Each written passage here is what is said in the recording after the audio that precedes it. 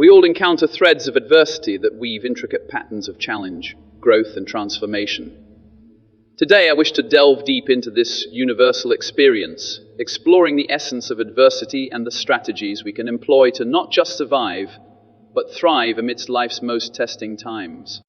Nelson Mandela, a symbol of indomitable spirit, once remarked, "Do not judge me by my successes, judge me by how many times I fell down and got back up again."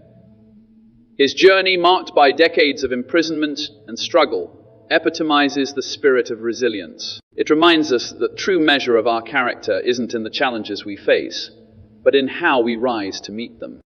While adversity may seem like a formidable foe, it is, in many ways, a hidden ally. It pushes us out of our comfort zones, challenges our perceptions, and paves the way for profound personal growth. But how can we navigate these stormy seas when the waves of challenge threaten to overwhelm us? Step one is to embrace acceptance. Before we can overcome adversity, we must first recognize and accept it. Denial is a natural reaction, but it only serves to delay healing. As Viktor Frankl profoundly notes in Man's Search for Meaning, even in the bleakest situations, acceptance can lead us to find deeper meaning and purpose. Step two is to cultivate a growth mindset. Dr. Carol Dweck's groundbreaking work on mindsets offers a transformative perspective. By adopting a growth mindset, we see challenges not as insurmountable barriers, but opportunities for self-improvement and learning. Step three is to seek and offer support.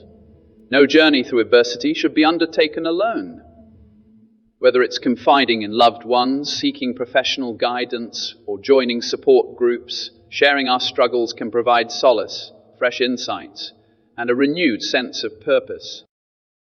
Step four is to focus on what's within your control. Stephen R. Covey's wisdom in the 7 Habits of Highly Effective People is particularly relevant here.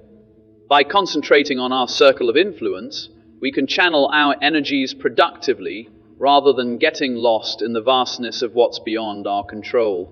Step 5 is to practice daily gratitude. In the midst of adversity, it's easy to lose sight of the positives.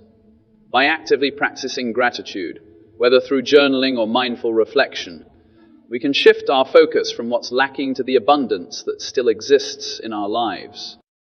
Step 6 is to harness the power of visualization.